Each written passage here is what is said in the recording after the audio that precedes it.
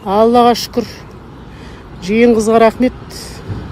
Грузовой шақыртып, өзіміз артып жібердік. Бір жеріміз қисайып қалған жоқ. Дегенмен де бұрын жапырақтарды алатын. Әйтпесе өртеп жіберер едім мен. Иә. Штраф төлесем де. Бір апта жатты, енді өзім артып, жаңа ақшасын төлеп жібердім грузовойды. Аллаға мың шүкір. Медеудан жігіттер біреуің мыңқ еткен жоқсыңдар ғой. Мә, қандай болып кеткенсіңдер. Жарайды, бір жерде көрген кезде сәлем бермесем, ренжімессіздер енді. Иә. Дүние дөңгелек дейді ғой.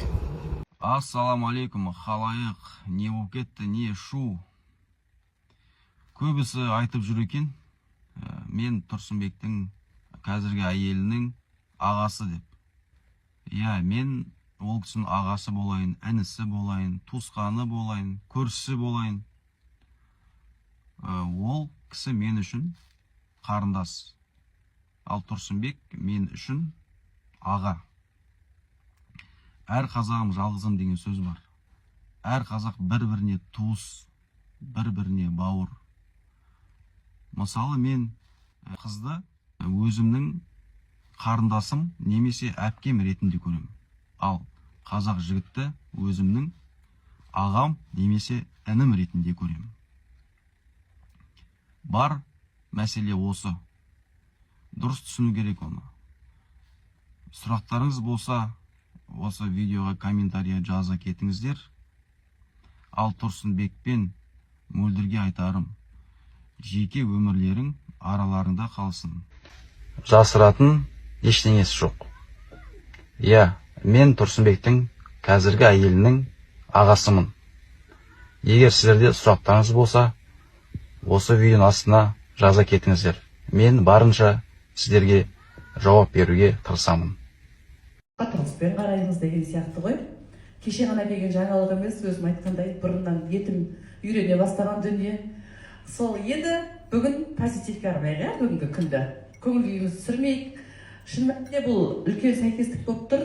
«Шай в большом городе» киносын түсірем. Енді сырттай бақылап жүрген болар Фарида. Оған дейін де бұл жоспарланған дүние ғой негізі.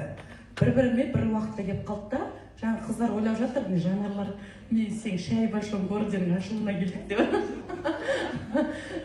Сояттан рахат екен, мен барлық тегін, мен жобам біреу дастархан жайға салады, біреу шақыра салады, гүлмен үлдемен бүлдегі бөлен жүре берейік енді, бұйырсын.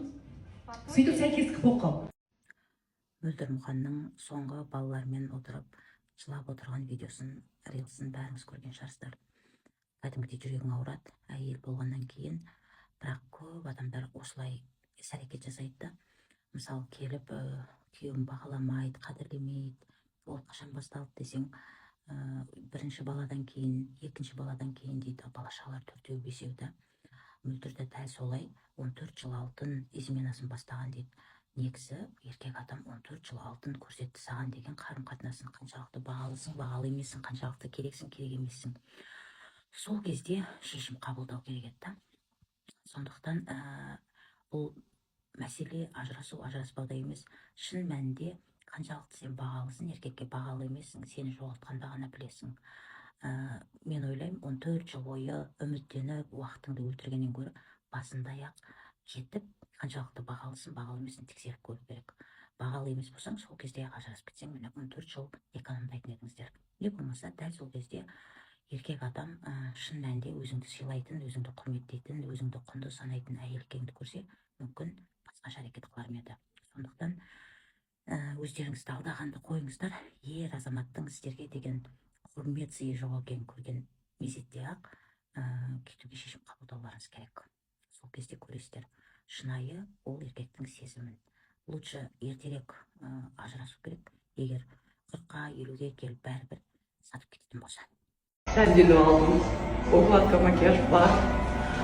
Бір қобалжу бар ма? Көрейік енді. Гүл жіберіп жатыр. Ресторанға шақырып. Кім ол? Ой! Мөлдір ханым, қош келдіңіз. Сәлеметсіз ба?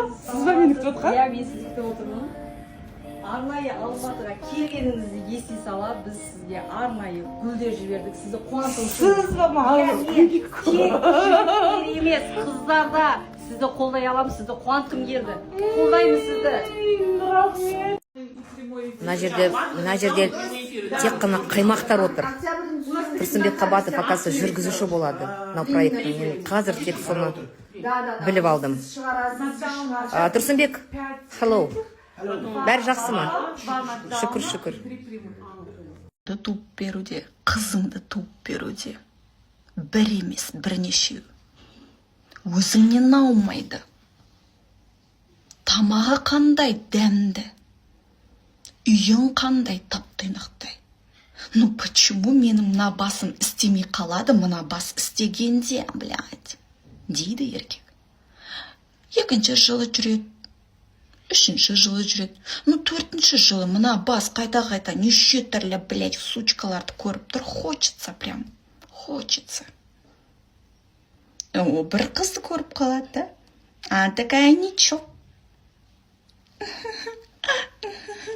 Депші? Бүкіл флирт техникалары, бүкіл қылығын, қылмыңдағанын көрсетіп, а еще гибкосын көрсетіп, тойда тамада болып тұрсаң, алдыңнан былай өтеді, көзіне қарасаң кетер емес. А чё бы нет? Бір көрейін.